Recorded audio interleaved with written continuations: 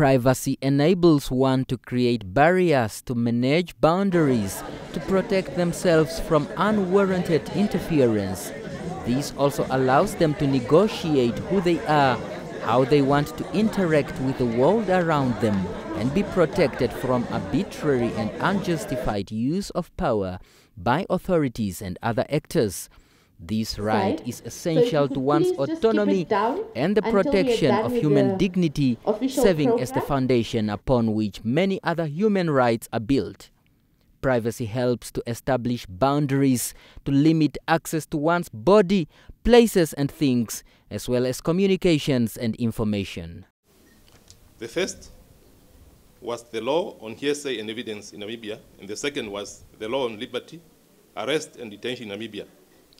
If one look at all three books that Mr. Namandje has written so far, there is at least a common thread through all three books. That's the issue of fundamental rights and freedoms that are key features of our law and our constitution.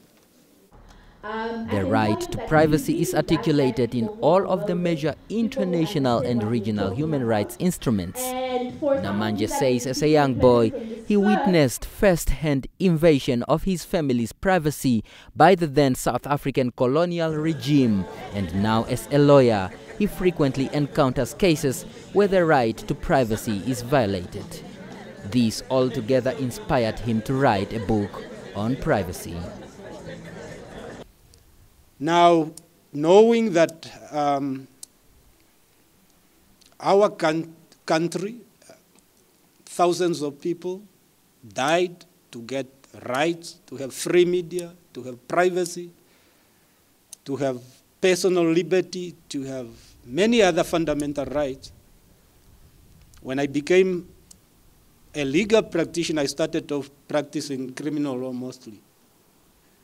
Then one day, in a criminal matter, but in the docket there is all these printouts of conversations, some conversation between the guy and his mother, the guy and his friends, with girlfriends, with whatever. We think it's fine. You get my phone, you are investigating, then you are there reading everything.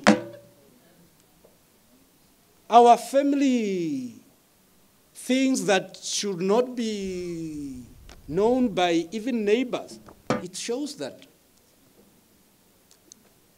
Although we got independent more than 30 years ago, the constitutional values that our founding fathers wanted us to have, we are still coming.